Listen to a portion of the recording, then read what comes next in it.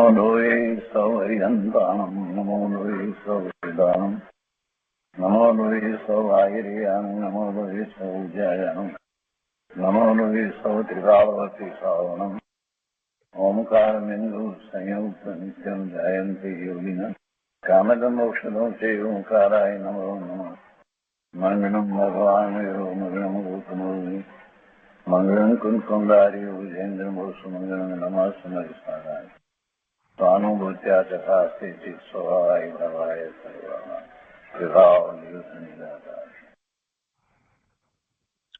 શ્રીમદ નેમિચંદ્ર સિદ્ધાંતિ દેવ રચિત દ્રવ્ય સંગ્રહનો સ્વાધ્યાય આપણે કરી રહ્યા છીએ. એમાં બૃહદ દ્રવ્ય સંગ્રહની ગાથા 50નો સ્વાધ્યાય ચાલે છે. આપણે શાસ્ત્રમાંથી આ ગાથા કરી છે. તે પછીથી પૂજ્ય બ્રહ્મદેવજીની ટીકા અને તે પછીથી પૂજ્ય ગુરુદેવ કાંજી સ્વામીએ જે વિસ્તાર કર્યો છે, તો એ ગુરુદેવના પ્રવચનની શરૂઆત આપણે કરી છે. સહેજ પુનરાવર્તન કરીએ જેથી અનુસંધાન પ્રાપ્ત થાય. 50મી ગાથામાં અરહંત પરમેષ્ઠીનું લક્ષણ એમ કહી અને કહેવામાં આવ્યું કે જેણે 4 પ્રકારના ઘાતી કર્મોનો નાશ કર્યો છે, જે અનંત દર્શન, સુખ, જ્ઞાન અને વીર્ય સહિત છે, 7 ધાતુ રહિત પરમ ઔદારિક શરીરમાં રહેલા છે, 18 દોષ રહિત અને શુદ્ધ જ્ઞાન આદિ સહિત છે, તે આત્મા અરહંત પરમાત્મા છે અને તે ધ્યાન કરવા યોગ્ય છે. અને એના પછી ભાવાર્થની અંદર એનો થોડોક વિસ્તાર કરવામાં આવ્યો અને જે બ્રહ્મદેવજીએ એનો ઘણો વિસ્તાર કર્યો અને એ વિસ્તાર કરતા કેટલાક બીજા ન્યાય પણ સમજાવ્યા. એમાં મુખ્ય વાત જે શિષ્યની જે શંકા જે છે એ છે, બીજું બધું સમજ્યા પછીથી સર્વજ્ઞતાની જે વાત કરવામાં આવી, તો સર્વજ્ઞ છે એવો નિર્ણય કરવો એ બહુ મહત્વનો છે. સર્વજ્ઞતાના નિર્ણયની અંદર સાચો નિર્ણય કરવા જાય તો એ પોતે પોતાના સ્વરૂપ સુધી પહોંચી જાય એવી વાત છે. એટલે એ વાત ઉપર પૂજ્ય બ્રહ્મદેવજીએ ઘણો વિસ્તાર કર્યો અને એમાં શિષ્યના મુખેથી એ રીતે વાત લેવામાં આવી કે બીજા મતવાળા જે છે તે લોકો સર્વજ્ઞને માનતા નથી એમ આખી વાતને લીધી. બીજા મતવાળા જે છે તે સર્વજ્ઞને માનતા નથી, એટલે એ કઈ રીતે માને છે, તો એ રીતે વાતને જ્યારે લઈએ ને પછી એના સમાધાન કરીએ તો સારી રીતે સમાધાન થઈ શકે. એટલે એમ કહ્યું કે અહીં ભટ્ટ અને ચાર્વાક મતનો આશ્રય લઈ અને શિષ્ય પ્રશ્ન કરે છે, એટલે પૂર્વ પક્ષ રજૂ કર્યો છે અને પછી એનું સમાધાન ખૂબ સુંદર રીતે આપ્યું. અને એ પૂર્વ પક્ષમાં તો એ રીતે વાત લીધી કે સર્વજ્ઞ નથી કેમ કે તેની અનઉપલબ્ધિ છે, એટલે પ્રાપ્તિ નથી, અર્થાત જાણવામાં આવતા નથી. અને પછી એમાં એમણે ઉદાહરણ એ રીતે લીધું કે ગધેડાના શિંગડાની માફક, અને પછી એનો પ્રત્યુત્તર આપ્યો. એ આપણે બધું કર્યું છે. ત્યાર પછીથી પણ ઘણો બીજી રીતે પણ બધો વિસ્તાર કર્યો. તો હવે એ વાત આજે આવવાની છે. તો પૂજ્ય ગુરુદેવ કાજી સ્વામીએ જે વિસ્તાર કર્યો છે તે લઈએ. બૃહદ દ્રવ્ય સંગ્રહ ભાગ બીજો, એના પાના નંબર 204. આપણે શરૂઆતથી જરાક લઈએ છીએ એટલા માટે કે જેથી આપણને એક કન્ટિન્યુટી પ્રાપ્ત થાય. એટલા માટે ગુરુદેવે ગાથાર્થમાં પહેલા શરૂઆત કરી ત્યારે એમ કહ્યું કે 4 ઘાતી કર્મોનો નાશ કરવાવાળા આનંદ દર્શન, સુખ, જ્ઞાન અને વીર્યના ધારક ઉત્તમ દેહમાં વિરાજમાન અને શુદ્ધ એવા જે આત્મા તે અર્યંત છે તેનું ધ્યાન કરવું જોઈએ. અને પછી આગળ વાત લીધી કે અર્યંત કેવા હોય તેની આ વ્યાખ્યા ચાલે છે. આત્માનું સ્વરૂપ શુદ્ધ ઉપયોગથી સાબિત કરી શકાય, સિદ્ધ કરી શકાય છે. આત્માનું સ્વરૂપ શુદ્ધ ઉપયોગથી સિદ્ધ કરી શકાય છે. કેમ કે જ્યાં સુધી ઉપયોગ શુદ્ધ થયો નથી, સ્વરૂપનું લક્ષ થયું નથી, ત્યાં સુધી એ આત્મા ક્યાંથી એને ખ્યાલમાં આવે? કેમ કે આત્મા તો ઇન્દ્રિય જ્ઞાનનો વિષય નથી. તો એને સાબિત કરવો જે છે એવું સિદ્ધ કરવું એ તો પોતાના આત્માનું સિદ્ધ કરવું જ થાય. એટલે કે પોતાના આત્માની એને અનુભૂતિ થાય. એટલે ગુરુદેવે એ વાતને બહુ સરસ રીતે અહીંયા મૂકી દીધી. એક વાક્યની અંદર ગુરુદેવે આખી વાત કરી દીધી. પુરુષાર્થ કેવો કરવાનો છે, શા માટે કરવાનો છે, વાત કરી દીધી કે આત્માનું સ્વરૂપ શુદ્ધ ઉપયોગથી સિદ્ધ કરી શકાય છે. તું બીજી રીતે આત્માને સિદ્ધ કરવા જઈશ તો પ્રભુ નહીં થાય. એ ઇન્દ્રિય જ્ઞાનનો વિષય નથી. અને જ્યારે શુદ્ધ ઉપયોગથી સિદ્ધ કરી શકાય તો શુદ્ધ ઉપયોગ તો પોતાના સ્વરૂપ તરફ વળે ત્યારે હોય, તો પછી બીજાના આત્મા તરફ પોતે વળી શકે એ વાત પણ રહેતી નથી. એટલે આ વાત બહુ મહત્વની કરી. આત્મા જ્ઞાન અને આનંદથી ભરપૂર છે. તે રાગ રહિત શુદ્ધ ઉપયોગથી પરમાત્મા થાય છે. આ ધ્યાનની વ્યાખ્યા ચાલે છે. રાગ રહિત શુદ્ધ ઉપયોગથી પરમાત્મા થાય છે. સમ્યક દર્શનથી માંડી અને પરમાત્મા થાય 13મું ગુણસ્થાન આવે ત્યાં સુધીનો આખો પુરુષાર્થ શુદ્ધ ઉપયોગથી જ છે. આત્મા દેહ મન વાણીથી જુદો છે અને પુણ્ય પાપથી જુદો છે. એ શુભ ભાવ કે અશુભ ભાવથી ભગવાન આત્મા તદ્દન જુદો છે. એ એનું સ્વરૂપ નથી. એવા આત્માનું ભાન થાય છે ત્યારે ધ્યાન થાય છે. આત્મા ધ્યાતા છે, ધ્યાન કરવા વાળો છે. તેનું ધ્યેય યથાસ્થિત પદાર્થ છે. નવ પદાર્થોનું યથાર્થ જ્ઞાન ધ્યાન વિતરાગી શુદ્ધ ઉપયોગ દશા છે અને તેનું ફળ સંવર નિદ્રા છે. તો તે ધ્યાનને ધર્મ ધ્યાન કહે છે. જેમાં એવું ધ્યાન થયું છે, સ્વરૂપને વિશે એકાગ્રતા થઈ છે, તો એવું ધ્યાન, એ ધ્યાનનું ફળ સંવર અને નિદ્રા છે. એ સિવાય બાકી રહેલો શુભ ભાવ છે, એનું ફળ તો પુણ્યનો બંધ છે. શુભ ઉપયોગમાં ધ્યાતા આત્મા છે. શુભ ઉપયોગમાં, શુદ્ધ ઉપયોગની વાત કરી, કહે છે કે શુભ ઉપયોગમાં પણ ધ્યાતા તો આત્મા છે. શુભ ઉપયોગ કરવા વાળો કોણ છે? આત્મા છે. ધ્યેય પંચ પરમેષ્ઠી છે. શુભ ઉપયોગમાં ધ્યેય પંચ પરમેષ્ઠી છે. શુભ ઉપયોગ ધ્યાન છે અને તેનું ફળ સાતિશય પુણ્ય છે, અતિશય સહિત પુણ્ય છે. શુભ ઉપયોગ પણ આત્માને છે, એટલે આત્મા શુભ ઉપયોગનો પણ ધ્યાતા કહેવાય. પણ એમાં એનું ધ્યેય શું છે? એની દ્રષ્ટિ કઈ તરફ છે? તો કે પંચ પરમેષ્ઠી તરફ છે. એટલે ધ્યેય પંચ પરમેષ્ઠી છે અને એવો ઉપયોગ છે એ શુભ ઉપયોગ છે. અને એવા શુભ ઉપયોગ રૂપ જે ધ્યાન છે એનું ફળ પુણ્ય છે, સાતિશય પુણ્ય છે. આત્મા જ્ઞાન સ્વભાવી છે. દયા દાન આદિના રાગમાં એકાગ્રતા એ સાચા અર્થમાં ધર્મ નથી, કેમ કે એ બધો શુભ ભાવ છે. એટલે ગુરુદેવ કહે છે કે એ ધર્મ નથી, એટલે અધર્મ છે. દયા દાન આદિના રાગમાં એકાગ્રતા અધર્મ છે અથવા આર્ત ધ્યાન છે. અને શુદ્ધ આત્માની અંતર એકાગ્રતા તે સાચું ધર્મ ધ્યાન છે. ધર્મ ધ્યાન 4થા ગુણસ્થાનથી 7મા ગુણસ્થાન સુધી ધર્મ ધ્યાન કહ્યું છે ને, તો એવું ધર્મ ધ્યાન આ કાળને વિશે અહીંયા ભરત ક્ષેત્રમાં હોય છે. તો એ ધર્મ ધ્યાનમાં જેટલો શુભ ભાવ છે, એ શુભ ભાવ એ સંવર નિદ્રાનું કારણ નથી, એટલે એને ધર્મ નથી એમ ગુરુદેવે કહ્યું છે. એ પુણ્યબંધનું કારણ છે. જે બંધનું કારણ હોય એ મુક્તિનું કારણ હોય નહીં. મુક્તિનું કારણ છે એ ધર્મ છે. એટલે જેમાં સંવર નિદ્રાના ફળ થાય છે, એવા ફળની પ્રાપ્તિ થાય છે, એ જ ધર્મ છે.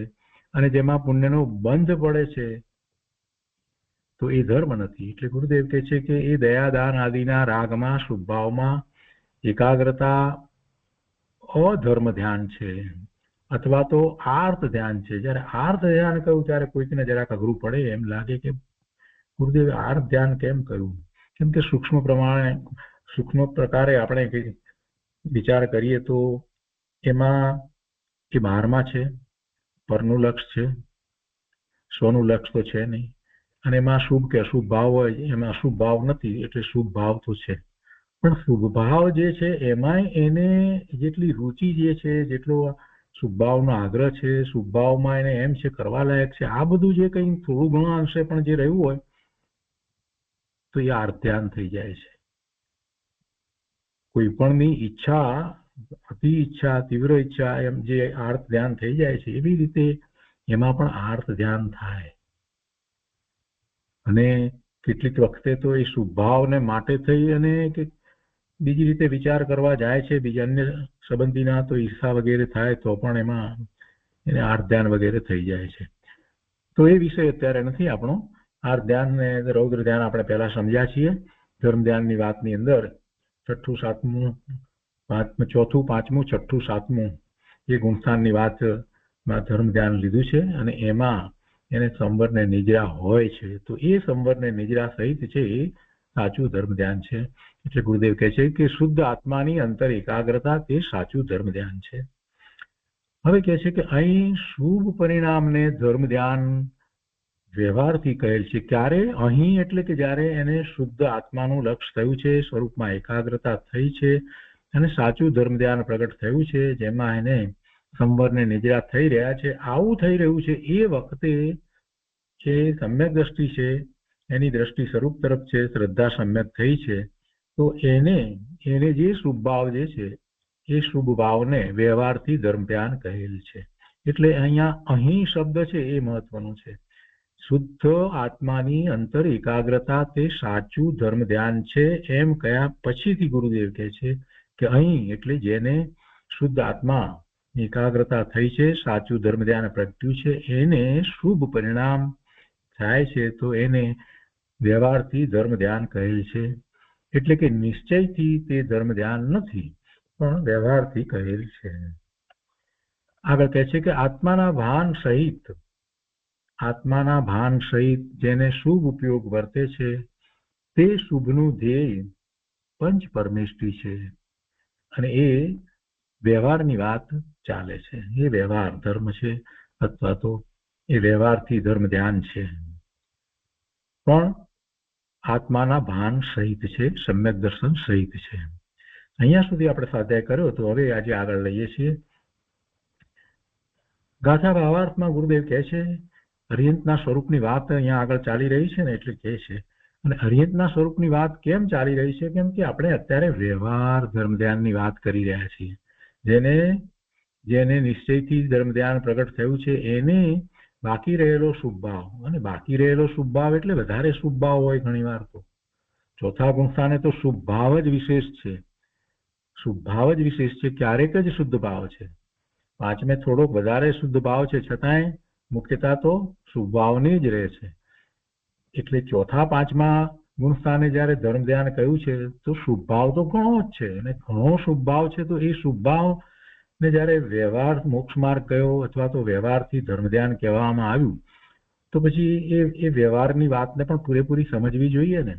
કેમ કે એમાં એમ કહ્યું કે એ શુભનું ધ્યેય પંચ પરમેષ્ટિ છે અને પછી આચાર્ય ભગવાને પણ એ વાત કરી કે પંચ પરમેષ્ટિ કહેવામાં આવ્યા તો એમાં અરિહંતનું સ્વરૂપ કેવું છે એ અમે વર્ણવીએ છીએ એમ કરીને વાત લીધી. એટલે અહીંયા ગાથા ભાવાર્થની અંદર અરિહંત પરમાત્માનું વિસ્તારથી વર્ણન કરવામાં આવ્યું છે. આ વાત ચાલી રહી છે. આ ગાથાની અંદર અરિહંત ભગવાનની વાત ચાલી રહી છે. એટલે ગાથા ભાવાર્થમાં કહે છે કે કેવા છે અરિહંત ભગવાન? તો અરિહંત ભગવાને 4 ઘાતી કર્મોનો નાશ કરેલ છે. હવે આ રીતે જયારે કથન પદ્ધતિમાં આવે કે એમણે 4 ઘાતી કર્મોનો નાશ કરેલ છે, તો ઘાતી કર્મો તો જડ છે, કર્મ જડ છે અને એને જીવ એનો નાશ કરે એવી રીતે એના કાર્યો કરી શકતો નથી. 4 ઘાતી કર્મોનો એ વખતે નાશ થાય છે કેમ કે એવો જ નિમિત્ત નૈમિતિક સંબંધ છે. એટલે ગુરુદેવ એ વાત સમજાવતા કહે છે કે આ અસદભુત ઉપચારથી કથન છે. સ્વભાવમાં લીનતા થતા વિકારનો નાશ થઈ જાય છે.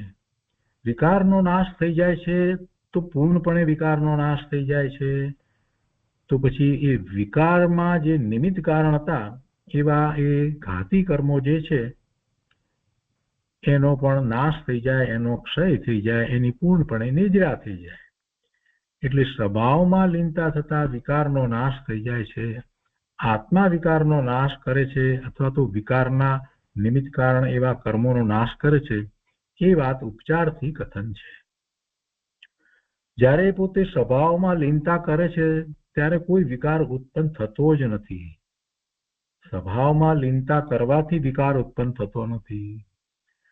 બધા ઉપદેશકો વર્તમાનમાં એમ જ કહે છે કે રાગ દ્વેષ છોડો, રાગ દ્વેષ છોડો. ભાઈ, રાગ દ્વેષ છોડે કેવી રીતે? જ્યાં સુધી ઉપયોગ બહારમાં રહ્યો છે ત્યાં સુધી એને રાગ દ્વેષ ન થાય એમ બને નહીં. જ્ઞાની ધર્મીને પણ એનો ઉપયોગ બહારમાં છે, એ સમયે જેવી યોગ્યતા છે તો એને પણ શુભભાવ થાય છે ને. એ ક્યાંથી એ રાગને છોડે? શુભભાવ થાય છે, મન કસાય છે તો એ છોડે કેવી રીતે? પણ એને રુચિ નથી એટલે એનું કરતાપણું નથી એટલે તરત જ એ પાછો સ્વ તરફ વળી જાય છે. પણ જેને સ્વનું જ્ઞાન ભાન નથી, સમ્યક દર્શન થયું નથી, આત્માની રુચિ થઈ નથી, શેને ધર્મ કહેવાય એ વાતની કાંઈ ખબર નથી, પોતે કોણ છે એ જાણતો નથી, એ ક્યાંથી સ્વ તરફ વળશે? એ પરમાને પરમાં જે ધર્મને શોધી રહ્યો છે એ સ્વ તરફ વળવાનો જ નથી. એટલે આખી વાતને જ્યારે એ સ્વની અપેક્ષાથી સમજશે ત્યારે જ એને ખ્યાલ આવશે કે સ્વની મુખ્યતા કરી અને પછી બહારની વાતને વિચારવાની છે કે બહારમાં જે ચાલે છે તે શું છે. સ્વ તો પોતે જ છે, પોતે જ્ઞાન સ્વભાવી ભગવાન આત્મા છે. એને તો પાક્કું કરીને પછી જ બીજી બધી વાત કરવાની છે. જ્યાં સુધી એ પાક્કું ન થાય, જ્યાં સુધી એ નિર્ણય ન થાય, ત્યાં સુધી ક્યાં ધર્મની વાત જ છે? કોઈ ધર્મની વાત હોતી નથી. બારમાં ને બારમાં ફર્યા કરે, ફાંફા માર્યા કરે, એનાથી શું થવાનું છે? એ પરમાત્મા આવી અભૂતપૂર્વ વાત આ જીવને પૂર્વે પ્રાપ્ત કદાચ નથી થઈ ને થઈ છે તો એના સંબંધી વિચાર નથી કર્યો એટલે જ ભવના ભ્રમણ થયા છે. ગુરુદેવ કહે છે કે સ્વભાવમાં લીનતા થતા વિકાર ઉત્પન્ન નથી થતો એ જ વિકારનો નાશ છે. આત્મા વિકારનો નાશ કરે છે એ વાત ઉપચારથી કથન છે. કોણ કરે? પરના કાર્યો કોણ કરે? આત્મામાં પરિણામ જે થઈ રહ્યા છે એ પરિણામ થઈ ગયા તો એનો નાશ કરવો એ વાત નથી. પણ એ પરિણામ ન ઉત્પન્ન થાય એ માટે પણ જીવ શું કરે? તો કે એવા વિકારી પરિણામ જે થાય છે એ ન થાય એ માટે એક જ ઉપાય છે, પોતાના સ્વભાવ ભાવ તરફ વળી જાય તો એ ઉત્પન્ન ન થાય. આવા નાશની વાત છે અને આ જ ધર્મનું સાચું સ્વરૂપ છે. એટલે ગુરુદેવ કહે છે કે આત્મા વિકારનો નાશ કરે છે એ વાત ઉપચારથી છે. ભગવાને 4 ઘાતી કર્મોનો નાશ કર્યો છે એ અસદભુત ઉપચારથી કથન કર્યું છે. એટલે ગુરુદેવ એ વાત ને બહુ સારી રીતે સમજાવી છે. એટલે આખી વાતને એ રીતે લીધી કે જ્યારે કર્મની તમે વાત કરો છો તો કર્મ તો ક્યાંય દૂર રહે, જડ છે. તમારા પોતાના ભાવની અંદર જ્યારે વિકાર થાય છે તો વિકારનો નાશ આત્મા કરતો નથી, પણ એ સ્વભાવ ભાવે થાય છે. સ્વભાવમાં લીનતા થતા વિકારનો નાશ થઈ જાય છે. આત્મા વિકારનો નાશ કરે છે એ વાત ઉપચારથી કથન છે. તો પછી કર્મોનો નાશ કરે છે એ તો ઘણી દૂરની વાત થઈ ગઈ. કર્મોનો નાશ કરે છે એ ઘણો દૂરનો ઉપચાર છે. એ તો ઘણી ઉપચારથી વાત થઈ ગઈ. આગળ કહે છે દ્રવ્ય કર્મ ને આત્મા વચ્ચે અત્યંત અભાવ છે. દ્રવ્ય કર્મ કર્મણે રજકણો મોટો જથ્થો અનંત પરમાણુઓ એમાં છે અને એ કેટલાય પ્રકારે કર્મની પ્રકૃતિઓના બંધ પડ્યા છે. એમાં પાછા પ્રકૃતિ બંધ છે, પ્રદેશ બંધ છે, સ્થિતિ બંધ છે, અનુભાગ બંધ છે. આ બધું એમાં રહ્યું છે. એ કર્મને શરીર આખું આત્માથી તદ્દન જુદું, તદ્દન ભિન્ન છે. એની સાથે ભગવાન આત્માને ખરી રીતે જોવા જઈએ તો કાંઈ સંબંધ નથી. દ્રવ્ય કર્મ અને આત્મા વચ્ચે અભાવ છે. પણ કેવો અભાવ છે? તો કે અત્યંત અભાવ છે. અત્યંત અભાવ છે. અત્યંત અભાવનો અર્થ એ થાય છે કે એ એકબીજાના પરિણામ કરાવી શકતા નથી.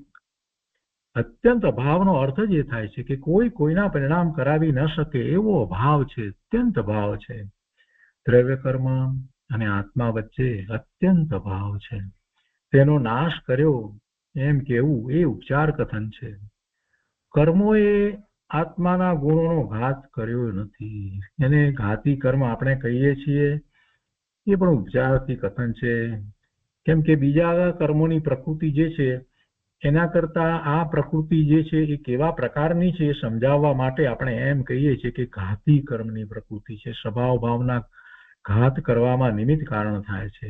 અને બીજી અઘાતી કર્મની પ્રકૃતિ છે જે સ્વભાવ ભાવનો ઘાત કરવામાં નિમિત્ત કારણ નથી થતા, એમ બંનેમાં 4 લીધા અને આ ઘાતી કર્મની પ્રકૃતિઓમાં પછી પેટા વિભાગ કરી અને કર્મ અપેક્ષાએ તો ઘણું વર્ણન કરવામાં આવ્યું. 47 કર્મની પ્રકૃતિઓ અને એ બધાના ઉદયો ને એ બધાની વાત ખૂબ વિસ્તારથી કર્મના ગ્રંથમાં કરી છે. પણ છતાંય એ બધું આત્માથી અત્યંત જુદું છે. એ કર્મો ખરેખર જોવા જઈએ તો એ આત્માના ગુણનો ઘાત કરી શકે નહીં, કેમ કે બે વચ્ચે અત્યંત અભાવ છે. આત્મા અને કર્મ વચ્ચે અત્યંત અભાવ છે. પોતે પોતાના સ્વભાવને ભૂલીને ઘાત કર્યો તો કર્મો ઘાતમાં નિમિત્ત કહેવાય છે. પરિણામ આવ્યા પછીથી જ એમ કહેવાય ને કે નિમિત્ત શું હતું. એ વિના નિમિત્તની ખબર ક્યાં પડે છે.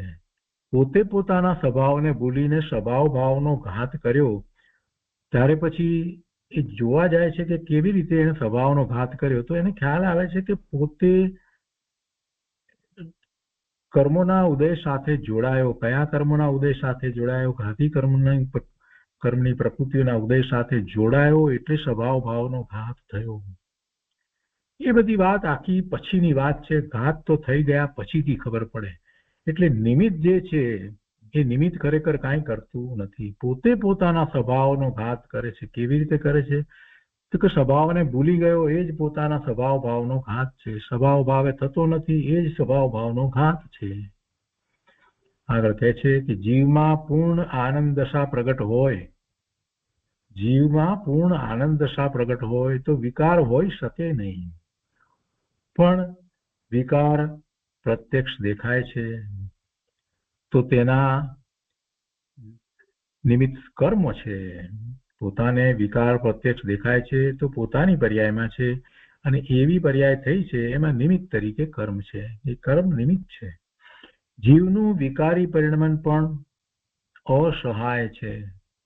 તેને કોઈ સહાય નથી.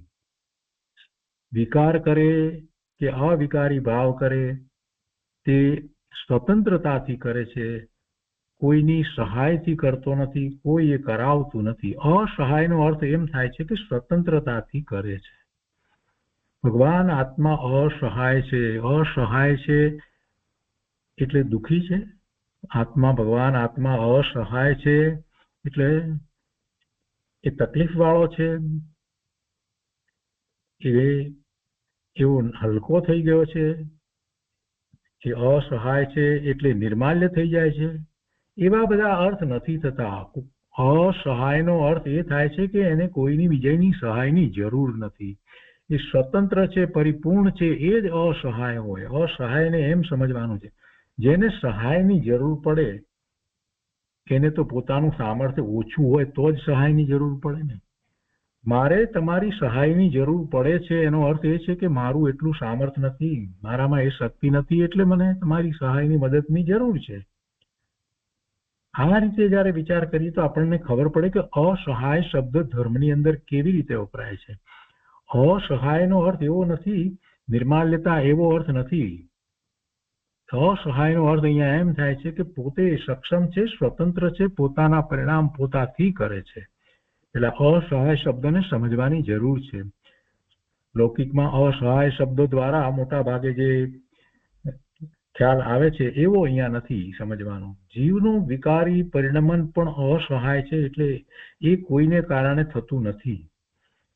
કોઈ નિમિત્તને કારણે જીવનું વિકારી પરિણમન થતું નથી. તેને કોઈ સહાય નથી. એટલે નિમિત્ત તરીકે જે કર્મ છે એના ઉદયો, એવા પ્રસંગો અથવા બીજા જીવો કે બાહ્યમાં રહેલા પદાર્થો એ કાંઈ જીવના વિકારી પરિણમન કરાવતા નથી. એટલું જ નહીં, એ એની સહાય પણ એને નથી. ફક્ત એની પર ઉપચાર કરવામાં આવે છે જ્યારે એવા વિકારી પરિણમન થાય છે ત્યારે. બસ જીવનું વિકારી પરિણમન પણ અસહાય છે. તેને કોઈ સહાય નથી. વિકાર કરે તો પણ સહાય નથી ને અવિકાર કરે તો પણ સહાય નથી. એટલે વિકાર કરે કે અવિકાર ભાવ કરે તે સ્વતંત્રતાથી કરે છે. જીવના સામર્થ્યનો અહીંયા તો ગુરુદેવે ખ્યાલ આપી દીધો છે અને પરાધીન દ્રષ્ટિ છોડાવી છે. નિમિત્તાધીન દ્રષ્ટિ અહીંયા તો ગુરુદેવે છોડાવી છે. આગળ કહે છે કે ભગવાન અનંત દર્શન, અનંત જ્ઞાન, અનંત સુખ અને અનંત વીર્યના ધરનાર છે. જો અનંત વિશેષણ બધાની આગળ લાગુ પડે છે. ભગવાનને તેમને સ્ફટિક જેવું શરીર થઈ જાય છે, તેમને રોગ ન હોય, ભગવાનને રોગ ન હોય. શરીરની વાત આવી એટલે શરીર કેવું છે તો કે એમાં રોગ ન હોય. અને પછી જે ક્યાંક પ્રથમાનુયોગના વિષયની અંદર કોઈ કે મારી મચડીને કાંઈક ફેરફારો કરી નાખ્યા છે ને એટલે એમાં બધી વાતો એવી આવે છે, તો ગુરુદેવ એનું ખંડન કરે છે કે ભગવાનને રોગ ન હોય અને લોહીખંડ જાડો ન હોય. એમને એવા ઝાડા થઈ ગયા, લોહીવાળા ઝાડા થઈ ગયા, આવી બધી વાતો પ્રભુને વિશે ઠીક નથી. તેમનો ઉત્તમ દેહ સ્ફટિક જેવો પરમ ઔદારિક હોય છે. અને શરીરની નજીક કોઈ આવે, ભગવાનનું શરીર પરમ ઔદારિક છે. અહીંયા અરિયન પરમાત્માની વાત ચાલે છે, શંકર ભગવાનની વાત કરી રહ્યા છીએ કે વળી પરમાત્માની વાત કરી રહ્યા છીએ. તો કે છે કે અને શરીરની નજીક કોઈ આવે તો જોનારને પોતાના 7 ભવ દેખાય. વર્તમાન 1 ભવ, પૂર્વના 3 અને ભવિષ્યના 3, એમ 7 ભવ એમાં દેખાય. એમની જે આભા છે એમાં એને 7 ભવ દેખાય. એવું હોય છે. જેમ કિંમતી હીરા માટે એક ઉદાહરણ આપીને ગુરુદેવ વાત સમજાવે છે, ભગવાનના શરીરની વાત સમજાવે છે કે જેમ કિંમતી હીરા માટે ડાબલી ઊંચી હોય, સારી જાતની ડાબલી હોય, તેમ ચૈતન્ય હીરો સર્વજ્ઞ થયો, સર્વજ્ઞતા પ્રગટ કરી છે ત્યારે આ શરીર રૂપી ડાબલી સ્ફટિક જેવી થઈ જાય. જે જીવો ભગવાનના શરીરને રોગ આદિ યુક્ત માને છે તે ભગવાનના આત્માને તો ઓળખી જ શક્યા નથી. એમના આત્માને તો શું ઓળખવાના હતા? ભગવાનના શરીરને જ્યારે એમ માને, રોગયુક્ત માને, ભગવાનના શરીરને સ્ત્રી માને, અરે પરમાત્મા, આ બધું ઠીક નથી. અહીંયા પછી આગળ વ્યાખ્યાર્થમાં ગુરુદેવે ઘણી વાત કરી છે. કહે છે કે આત્માની નિર્વિકલ્પ પ્રતીતિ, જ્ઞાન અને સ્થિરતા. નિર્વિકલ્પ પ્રતીતિ એટલે બીજો વિકલ્પ ઉઠતો નથી એવી આત્માની પ્રતીતિ, શ્રદ્ધા, એમાં એકાગ્રતા કરે છે તો એવી શ્રદ્ધા થાય છે, એવું જ્ઞાન છે અને એવી જ પછી સ્થિરતા થઈ છે તો તેને શુદ્ધ ઉપયોગ રૂપ ધ્યાન કહ્યું. ધ્યાન પ્રકરણ વખતે શુદ્ધ ઉપયોગને નિશ્ચય ધ્યાન અને શુભ ઉપયોગને વ્યવહાર ધ્યાન કહ્યું છે. એ વાત આપણે પહેલા સમજ્યા છીએ. શુદ્ધ ઉપયોગ એ નિશ્ચયથી ધ્યાન છે, શુભ ઉપયોગ જે છે તેને વ્યવહાર ધ્યાન કહ્યું છે. અને એ પણ જ્યારે નિશ્ચય ધ્યાન હોય તો. આગળ કહે છે કે જે અરિહંતનું ધ્યાન કરે છે તેને પ્રતીતિ થઈ છે કે અરિહંત દશા આત્માની છે. એટલે કે એને સમ્યક દર્શન થયું છે અને હવે જ્યારે એને અરિહંત ભગવાનનું ધ્યાન છે તો એને અંતરમાં સ્પષ્ટ છે કે અરિહંત એ પણ આત્માનું સ્વરૂપ છે, એ પણ આત્માનું સ્વરૂપ છે. પંચ પરમેષ્ઠીની જ્યારે વાત કરીએ છીએ તો કોની વાત છે? એ બીજાની વાત નથી પ્રભુ. પહેલા તો એ સ્વીકારવાનું છે કે એ પંચ પરમેષ્ઠીમાં રહેલ જે આત્મા છે એ દશા આત્માની છે. એ આત્માની એ દશા છે જ્યારે એ મુનિ દશામાં હોય, 7મું 6ઠું ગુણસ્થાન હોય ત્યારે એની એ દશા છે. એમાં ભલે એ બાહ્ય પદ અપેક્ષાએ એને મુનિપદ હોય, સામાન્ય સાધુ, કે પછી ઉપાધ્યાયનું પદ હોય, આચાર્યનું પદ હોય કે ગણધરનું પદ હોય, પણ એ પદ નહીં, એમની દશા, એ આત્માની દશા જે છે, 7મા 6ઠ્ઠા ગુણસ્થાનની જે દશા છે તે એમાં કહેવામાં આવી છે. અને પછી એ અરિહંત થાય છે તો પણ એ આત્માની જ દશા છે. એ જ આત્મા એ અરિહંત દશાને પ્રાપ્ત કરે છે. એટલે એ અરિહંત દશા પણ આત્માની જ છે. અને પછી સિદ્ધ થાય છે તો પણ એ દશા આત્માની જ છે. એટલે એ 7મા ગુણસ્થાને જે આપણે મુનિ, ઉપાધ્યાય, આચાર્ય, ગણધર જે કહીએ છીએ એવા ક્રમે જ આગળ વધાય એવો પણ કોઈ નિયમ નથી. એમાંથી કોઈ પણ દશા હોય તેમાંથી આગળ વધી અને જ્યારે કેવળ જ્ઞાન પ્રગટ કરે છે તો એ દશા પણ આત્માની જ છે. એટલે બધી દશાની અપેક્ષાથી જ્યારે વિચાર કરીએ છીએ તો એ સિદ્ધ દશા પણ આત્માની જ છે. એટલે પંચ પરમેષ્ઠીને આપણે એટલા માટે નમસ્કાર કરીએ છીએ કે એ દશા છે એ ખરેખર એ આપણું સાધ્ય છે. એ દશા છે એ મોક્ષ માર્ગ છે. કેમ કે સાધ્ય ભાવ અને સાધક ભાવની અપેક્ષાથી વિચાર કરીએ તો એ દશા જે છે, જે દશા પ્રગટ થવી એ પણ સાધ્ય ભાવ છે, છતાં પણ એ મોક્ષ માર્ગ છે. અને જયારે સિદ્ધ થાય છે તો પણ એ દશા છે. તો એ સાધ્ય છે, દશા એ સાધ્ય છે. તો અર્યંત થાય છે તો પણ એ દશા છે. એ કોની દશા છે? એ આત્માની દશા છે. અને એવું કોને ખ્યાલમાં છે? સમ્યક દ્રષ્ટિ છે એને એ વાત બરાબર ખ્યાલમાં છે, અનુભવ સહિત ખ્યાલ છે. ગુરુદેવ એ વાત કરે છે કે જે અર્યંતનું ધ્યાન કરે છે તો બરાબર છે, અર્યંતનું ધ્યાન થાય છે એને, કેમ કે એને આત્માની દશાનું ભાન થયું છે. અને એવી આત્માની દશા જ્યારે એટલી બધી શુદ્ધ થઈ જાય છે તો એમાં એને અનંત ચતુષ્ટય પ્રગટ થઈ જાય છે. અનંત જ્ઞાન, અનંત દર્શન, અનંત વીર્ય, અનંત સુખ, આ બધું પ્રગટ થઈ જાય છે. એવી દશા થઈ જાય છે, એ અર્યંત દશા છે. તો એ વાત એને ખ્યાલમાં છે સમ્યક દ્રષ્ટિને. એટલે એવી દશાનો એને વારંવાર વિચાર આવે છે કે ઓહો, આવી દશા જેમણે પ્રગટ કરી છે, પોતાને હજી ચતુર્થ ગુણસ્થાન છે, ક્યારેક જ એ નિર્વિકલ્પ ધ્યાનમાં પોતે પોતાના સ્વરૂપનો અનુભવ કરે છે, તો એને ખ્યાલ આવે છે કે ઓહો, આવા આત્મા પણ થયા છે, વર્તમાનમાં વિદ્યમાન છે, કે જે પોતે પોતાના સ્વરૂપમાંથી બહાર આવતા જ નથી. મહાવિદ્ય ક્ષેત્રને વિશે એવા 20 તો તીર્થંકર ભગવાન છે અને હજારો લાખોની સંખ્યામાં એવા કેવળી પરમાત્મા છે કે જે પોતે પોતાના સ્વરૂપમાં સ્થિર થયા છે. એટલે એમના પ્રત્યે ખૂબ ખૂબ અહોભાવ આવે છે. પણ એ અહોભાવ છે તો શેને માટે અહોભાવ છે? કોઈ વ્યક્તિ માટે અહોભાવ નથી, એ દશાનો અહોભાવ છે. એ દશાનો અહોભાવ છે. અને પછી જેમણે એ દશા પ્રગટ કરી છે, જો એ એમની સન્મુખ થાય છે તો એ એમને માટે ખૂબ ખૂબ ખૂબ પૂજ્ય ભાવ, અહોભાવ, ભક્તિનો ભાવ, સવનનો ભાવ બધો થઈ જાય છે. એટલે જે અર્હંતનું ધ્યાન કરે છે તો એ ભલે ધ્યાન જે છે તે વ્યવહાર ધ્યાન કહેવાય, એને નિશ્ચય ધ્યાન નથી કહેતા, એ વાત બરાબર, પણ એવું ધ્યાન એને થાય છે કેમ કે એનો અહોભાવ એવો આવ્યો છે. અને એનાથી જે શરૂઆત કરે છે, કેમ કે એમને એ પોતાનો આદર્શ સમજે છે. જેમણે એ દશા પ્રગટ કરી છે એ જ પોતાનું આદર્શ છે. એટલે જે અર્યંતનું ધ્યાન કરે છે તેને પ્રતીત થઈ છે કે અર્યંત દશા આત્માની છે.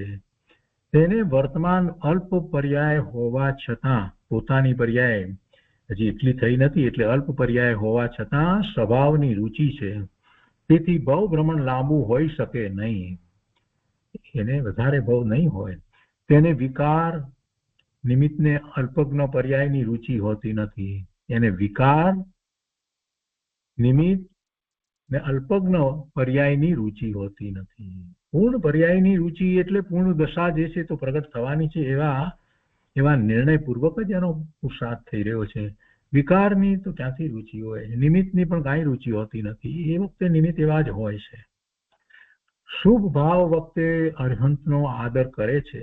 શુભ ભાવમાં એ અર્હંત પરમાત્માનો આદર કરે છે, કારણ કે અર્હંતના સ્વરૂપની પ્રતીતિનો પોતાને ખ્યાલ છે. કેવું ભગવાનનું સ્વરૂપ એનો એને ખ્યાલ છે. જેમ અર્હંતને અનંત ચતુષ્ટય શક્તિમાંથી પ્રગટ થયા છે, એમણે કર્યા છે પુરુષાર્થથી એમ કહીએ, અથવા તો થયા છે.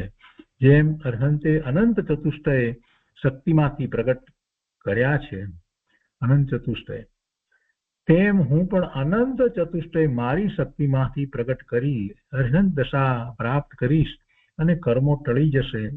આવી પ્રતીતિ વાળા જીવને અર્હંત પદ કેવું હોય તેનું જ્ઞાન હોય છે.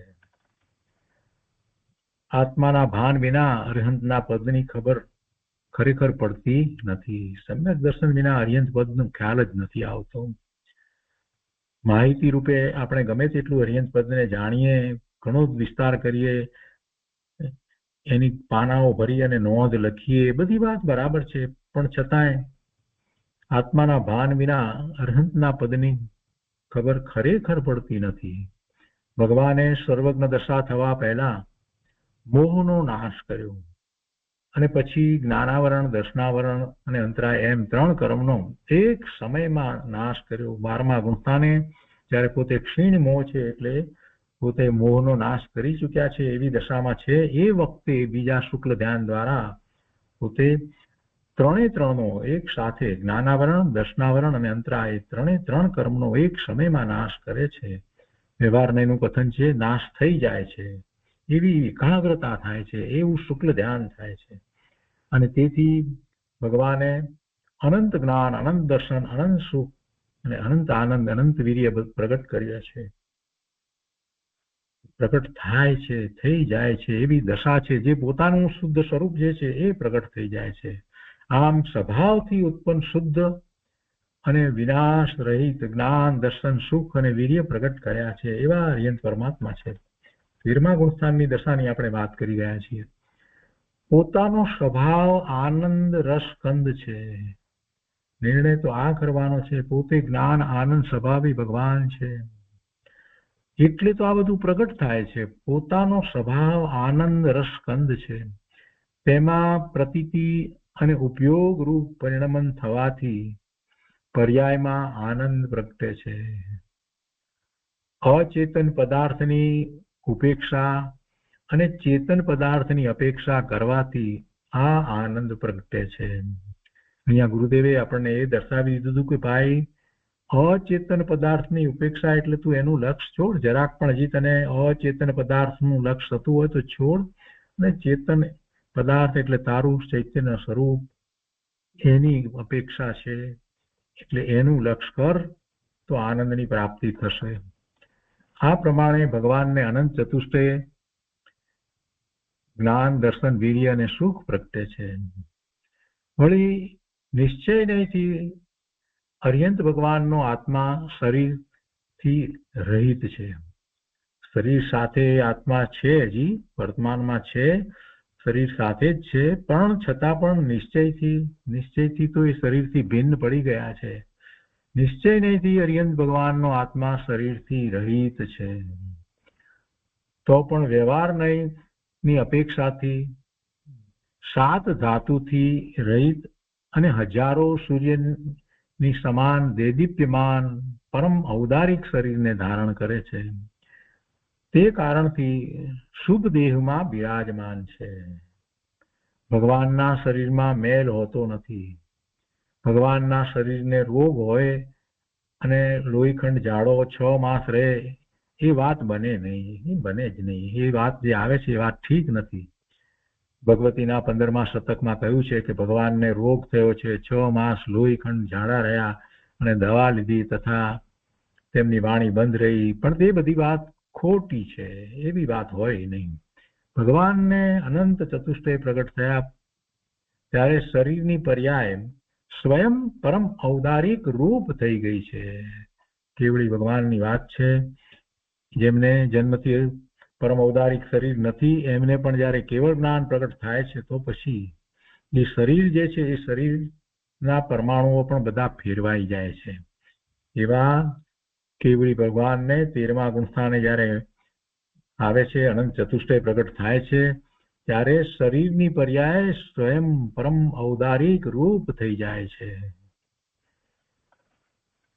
આત્માના ભાન વાળાને શુભ ઉપયોગમાં આવા અર્યંત ભગવાન ધ્યેય રૂપ હોય છે.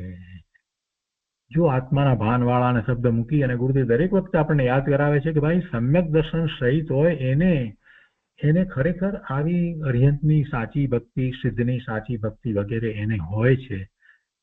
અને એ ધ્યેય રૂપ અહીંયા કેમ કહ્યું કે તે વ્યવહાર મોક્ષ માર્ગ છે, એ વ્યવહારથી ધ્યાન છે, એવું ધ્યાન હોય છે, એવું વ્યવહાર ધ્યાન હોય છે. આત્માના ભાન વાળાને એવું વ્યવહાર ધ્યાન હોય છે.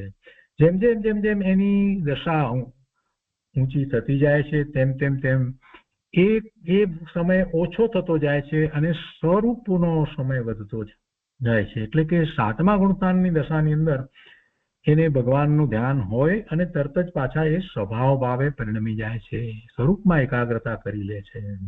છઠ્ઠે આવે છે ત્યારે ભગવાન શંકર પરમાત્મા, કેવળી પરમાત્મા, આ બધા સ્તુતિ, સ્તવન, ભક્તિ વગેરે હોય છે. અને પાછા 7મે જાય છે તો પોતાના સ્વરૂપનું ધ્યાન હોય છે, નિશ્ચય ધ્યાન હોય છે. જ્યારે ચોથું અને 5મું ગુણસ્થાનનો વિચાર કરીએ છીએ તો વધારે એને અરિહંત પરમાત્મા, સિદ્ધ પરમાત્માનું સ્તવન, ભક્તિ, પૂજા, ધ્યાન વગેરે હોય છે. અને પોતાના સ્વરૂપનું ક્યારેક ક્યારેક એને ધ્યાન હોય છે. દ્રષ્ટિ તો એવી છે કે સ્વરૂપમાં જ એકાગ્રતા કરવી, પણ એ થઈ શકતું નથી. એટલે આત્માના ભાનવાળા એવા સમ્યક દ્રષ્ટિને એવો શુભ ઉપયોગ હોય છે. અને એવા શુભ ઉપયોગમાં આવા અરિહંત ભગવાન ધ્યેય રૂપ હોય છે. શુભ ઉપયોગમાં બીજું કાંઈ ધ્યેય હોતું નથી. શુભ ઉપયોગમાં આવા અરિહંત ભગવાન ધ્યેય રૂપ હોય છે. એ સાચો ખરેખર શુભ ઉપયોગ છે.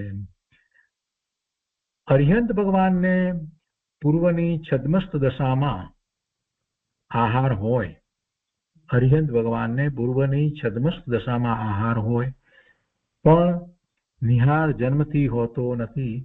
એટલે તીર્થંકર ભગવાનને પહેલા પણ પરમ ઔદારિક શરીર હોય છે ત્યારે પણ એમને તીર્થંકર ભગવાનનો જીવ છે એને પહેલા આહાર હોય છે, છદ્મસ દશામાં આહાર હોય છે, પણ નિહાર તો એમને જન્મથી હોતો નથી.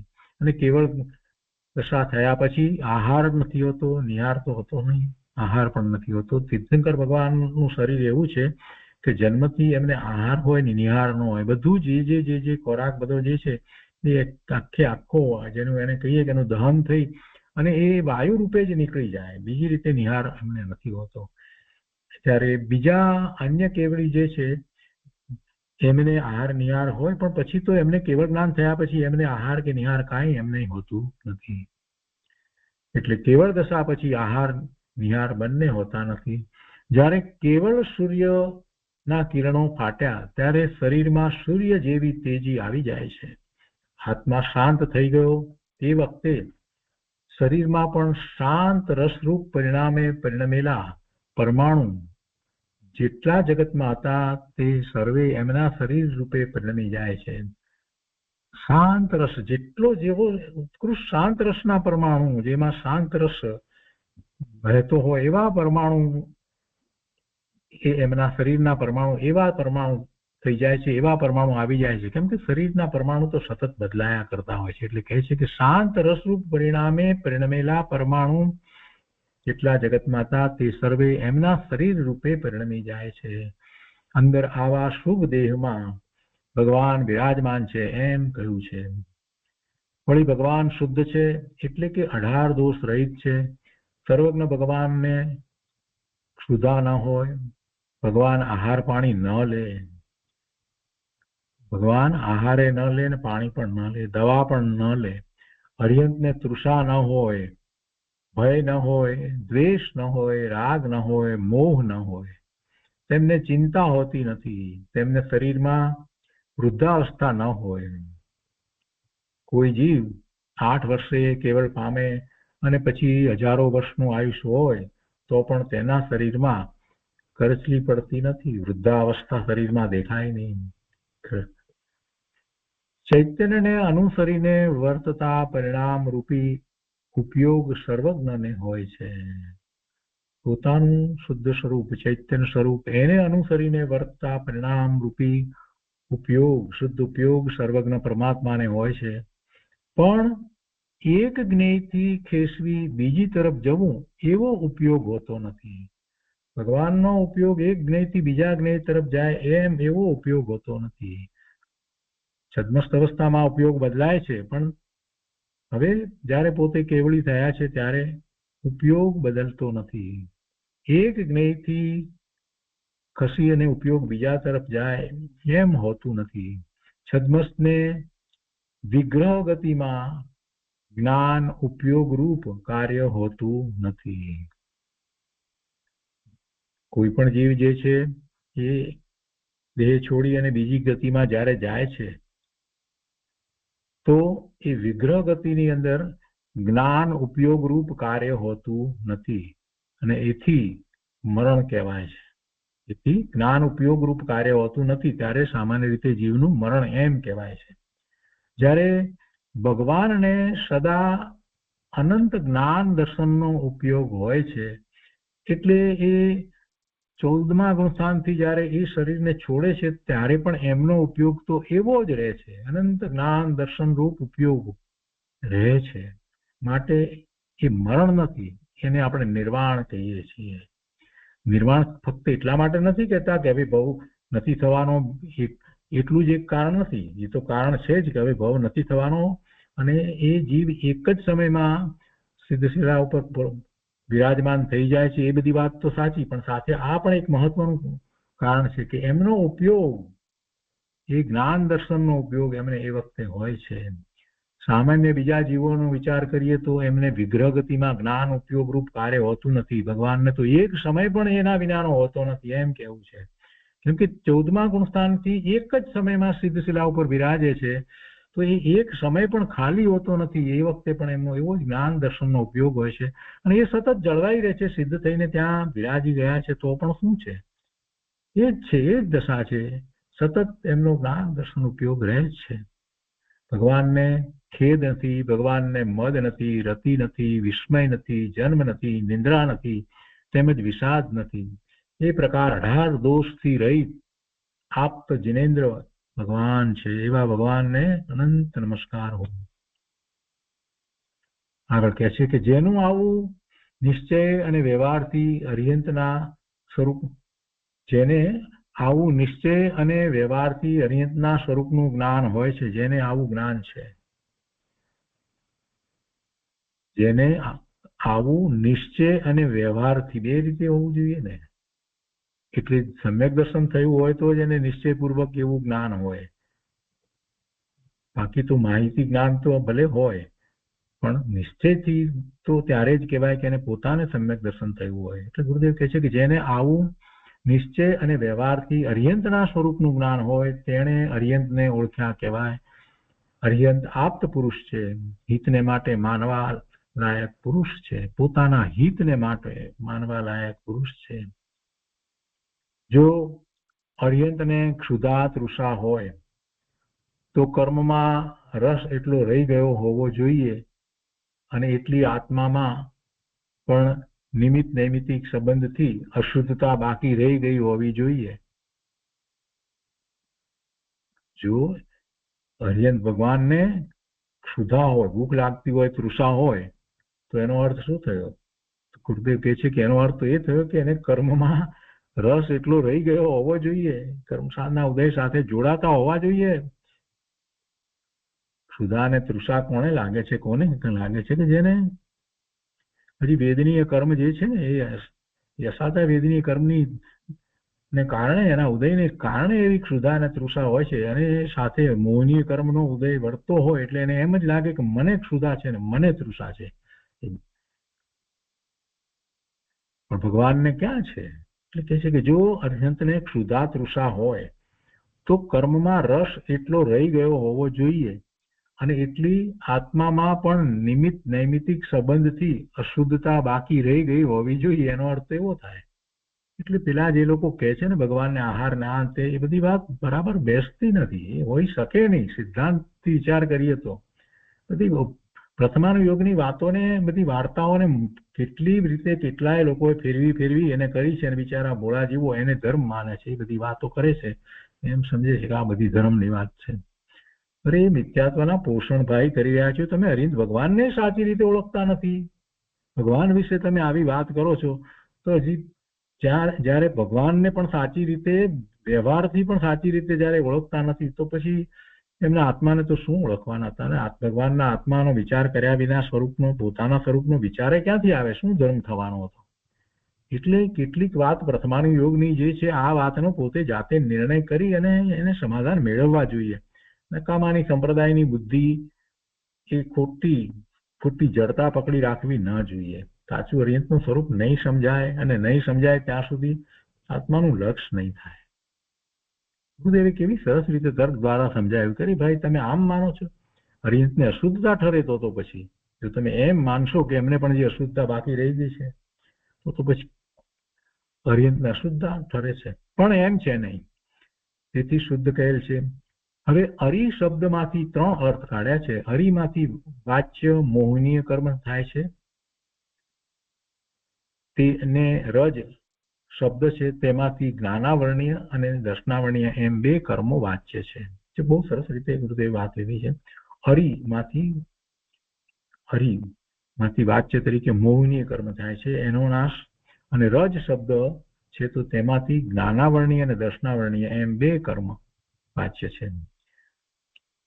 રહસ્ય શબ્દ છે તેમાંથી વાચ્ય અંતરાય કર્મ કાઢ્યો છે. એવી રીતે એ ચારે ચાર જ્ઞાતિ કર્મ નું વાચ્ય આપણને એમાંથી પ્રાપ્ત થાય છે. હરિ, રજ અને રહસ્ય એ શબ્દોમાંથી. હરિ શબ્દમાંથી મોહનીય કર્મ, હરિનો વિચાર કરતા આપણે મોહનીય કર્મનો વિચાર ખ્યાલમાં આવવો જોઈએ. રજ શબ્દ સાંભળતા વાંચતા તો આપણને દર્શનાવરણી જ્ઞાનાવરણી કર્મનો વિચાર આવે. અને રહસ્ય શબ્દ છે તો એમાંથી વાચ્ય એનું અંતરાય કર્મ ખ્યાલમાં આવે. એવી રીતે જ્ઞાનાવરણી, દર્શનાવરણી, અંતરાય અને મોહનીય એમ ચાર કર્મો એ શબ્દો દ્વારા આપણને ખ્યાલમાં આવે છે. તો એ ચાર કર્મોનો નાશ ભગવાને કર્યો છે. અહીં 5 કલ્યાણક વાળા તીર્થંકરોની વાત લીધી છે. હવે કે છે કે તીર્થંકર ભગવાનની વાત આપણે લેવી છે. ત્યારે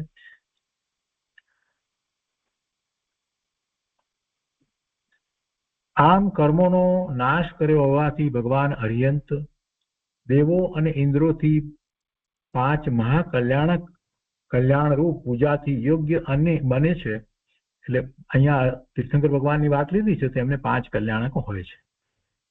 એટલે એ વાત લીધી છે કે અહીં 5 કલ્યાણક વાળા તીર્થંકરોની વાત લીધી છે એમ કહી. અને હવે એમને શું હોય છે તો તે દેવો એમના 5 કલ્યાણક ઉજવે છે ને એ કેવું છે ને એટલા માટે લીધું છે. પણ બીજા કેવળીને 5 કલ્યાણક નથી હોતા તો પણ એ તો કેવળ જ્ઞાન પ્રગટ કર્યું છે તો એ કેવળી જ છે. તે છે કે આમ કર્મોનો નાશ કર્યો હોવાથી ભગવાન અર્હંત દેવો અને ઇન્દ્રોથી 5 મહાકલ્યાણ રૂપ પૂજાથી યોગ્ય બને છે. ભગવાન ગર્ભમાં આવતા પહેલા 6 માસ અગાઉ દેવો ભગવાનની માતાની સેવા કરે છે. અને ભગવાનનો જીવ ગર્ભમાં આવે છે ત્યારે ગર્ભ કલ્યાણક ઉજવે છે. પછી જન્મ વખતે જન્મ કલ્યાણક ઉજવે છે. અને ત્યારે જન્મ વખતે મેરુ પર્વત ઉપર જઈ અને મોટો અભિષેક કરે છે. ભગવાનના બાળ ભગવાન લઈ અને મેરુ પર્વત ઉપર જાય છે અને ખૂબ મોટો અભિષેક કરે છે. ઇન્દ્ર પણ હોય છે, દેવો ત્યાં કરે છે. જ્યારે મુનિ પણ અંગીકાર કરે પછી જ્યારે મોટા થાય છે પછી મુનિ રક્ષા અંગીકાર કરે છે તે વખતે તપ કલ્યાણક ઉજવે છે. અને ધર્મી જીવને કલ્યાણકના ઉજવવાના શુભ ભાવ આવે છે. ધર્મી જીવને કલ્યાણકના ઉજવવાના શુભ ભાવ આવે છે. ભગવાનને કેવળ જ્ઞાન પ્રગટે તે કેવળ કલ્યાણક છે. અને મોક્ષ પધારે ભગવાન તો તે મોક્ષ કલ્યાણક છે. ગર્ભાવતારમાં અને જન્મ અવતારમાં ભગવાનને 3 જ્ઞાન છે. ગર્ભમાં છે ત્યારે પણ ભગવાનનો જીવ 3 જ્ઞાન સહિત છે. જન્મે છે ત્યારથી 3 જ્ઞાન સહિત છે. છતાં તે મહોત્સવ વખતે મહાકલ્યાણ રૂપ પૂજા કરે છે. જો ભગવાનને તો આ બધું છે છતાં એમની પૂજા કરવા વાળા જે છે એમની એ રીતે પૂજા કરે છે કે ગર્ભમાં પધાર્યા ભગવાન, જન્મ થયો ભગવાનનો, એમ તે શુભ ભાવ કલ્યાણનું કારણ છે એમ કેવું નથી. એવો મહોત્સવ ઉજવે છે અને કલ્યાણ પૂજા કરે છે. આ બધું જે છે તો એ કરે છે એ વાત બરાબર છે. પણ એ શુભ ભાવ છે અને શુભ ભાવ જે છે એ કઈ કલ્યાણનું કારણ છે એમ નથી, એમ કેવું નથી. એમ એ તો શુભ ભાવ જ છે. જે શુભ ભાવ છે તે તો શુભ ભાવ જ છે ને એવો શુભ ભાવ દેવોને પણ આવ્યા વિના રહેતો નથી. ઇન્દ્રને પણ એવો શુભ ભાવ આવે છે એટલે તો આવે છે, એટલે તો કલ્યાણ ઉજવવા આવે છે. તીર્થંકરો પોતાનું કલ્યાણ કરે છે અને બીજાના કલ્યાણમાં નિમિત્ત છે. મૂળ વાત તો આ છે. તીર્થંકર ભગવાન નો જીવ છે એ પોતે પોતાનું કલ્યાણ કરે છે તો પોતે એવો પુરુષાર્થ કરે છે. એમને તીર્થંકર નામ ગોત્ર બંધાયું એ તો કર્મની પ્રકૃતિ છે. એમનો પુરુષાર્થ તો આખી જુદી વસ્તુ છે. પોતે દીક્ષા લઈ અને નિર્વિકલ્પ ધ્યાનની અંદર 7મા ગુણસ્થાનની દશાને તો તરત જ પ્રગટ કરી લે છે.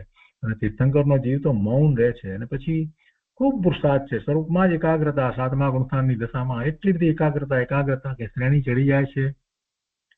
અને પછી એ પોતે કેવળ જ્ઞાન પ્રગટ કરે છે. એટલે એ એમનો પુરુષાર્થ છે. પેલું તીર્થંકર નામ ગોત્ર બંધાયું હતું એને કારણે નહીં, પોતાનો એવો પુરુષાર્થ છે ત્યારે એવા અનંત ચતુષ્ટય પ્રગટ કરે છે. એટલે તીર્થંકરો પોતાનું કલ્યાણ કરે છે અને બીજાના કલ્યાણમાં નિમિત્ત છે. કેમ કે એમના દ્વારા જ્ઞાન પ્રકાશ થાય છે. તેથી ભક્તિવાન જીવો ભગવાનના 5 મહાકલ્યાણકોની પૂજા કરે છે. આમ પાંચેમાં મહાકલ્યાણક કહેવાય છે. તો આજનો સ્વાધ્યાય છે તે અહીંયા સુધી રાખીએ છીએ. વધુ વિસ્તાર આપણે આવતા સ્વાધ્યાયમાં લઈશું.